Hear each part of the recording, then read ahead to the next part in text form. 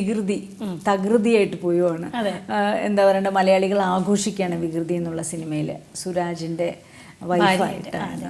വികൃതി വലിയ ആഘോഷങ്ങളൊന്നും ഇല്ലാതെ തിയേറ്ററിലേക്ക് വന്നതാണ് ഒരുപാട് സിനിമകളുടെ കൂട്ടത്തിൽ. അപ്പോൾ ആദ്യമൊന്നും ആളുകൾ സിനിമ ടി വിയിൽ വന്നിട്ട് കാണാം എന്നുള്ളൊരു മൈൻഡും, അതല്ലെങ്കിൽ ഫസ്റ്റ് വന്ന സിനിമകൾക്കൊക്കെ പ്രയോറിറ്റി കൊടുത്ത് ലാസ്റ്റ് കാണാമെന്ന് വിചാരിച്ച് വെച്ച സിനിമയായിട്ടാണ് പലരും ഇപ്പോൾ വിളിച്ചു പറഞ്ഞത്. പക്ഷേ ഞങ്ങൾ ആദ്യം തന്നെ ഈ സിനിമ കാണേണ്ടിയിരുന്നു എന്നുള്ള രീതിയിൽ ഇപ്പോൾ ഹൗസ്ഫുള്ളായിട്ട് ഇങ്ങനെ പതുക്കെ ഇങ്ങനെ കയറി വന്ന സിനിമയാണ്. ആളുകൾ പറഞ്ഞ് കയറി വന്ന സിനിമയാണ്. ഒരുപാട് പബ്ലിസിറ്റിയും അങ്ങനെയൊന്നും ഉണ്ടായിരുന്നില്ല.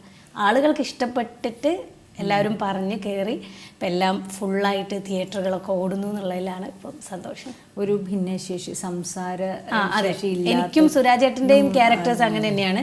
സംസാരിക്കാനും കേൾക്കാനും പറ്റാത്ത ക്യാരക്ടർ. സുരാജേട്ടന് കുറച്ച് ചില സംഭവങ്ങളൊക്കെ പോയി അങ്ങനെയൊക്കെ പറയാൻ പറ്റും, എനിക്ക് ഒട്ടും പറയാൻ പറ്റില്ല. അപ്പോൾ അങ്ങനത്തെ ഒരു ക്യാരക്ടർ ഞാനും സുരാജേട്ടനും സിനിമയിൽ ആദ്യമായിട്ടാണ് ചെയ്യുന്നത്. അപ്പോൾ അതിൻ്റെ ഒരു സന്തോഷം. ചില വലിയ വലിയ പ്രശ്നങ്ങൾ കാണുമ്പോൾ എനിക്ക് തോന്നുന്നു എല്ലാവർക്കും ഇങ്ങനെയൊക്കെ ആവാൻ പറ്റിയിരുന്നു. അല്ല, ഇത് ഷൂട്ടിൻ്റെ സമയത്തേ ഭയങ്കര സുഖമാണ്. നമുക്ക് സൈലൻ്റ് ഒന്നും ഒരു പ്രശ്നവും ഇല്ല.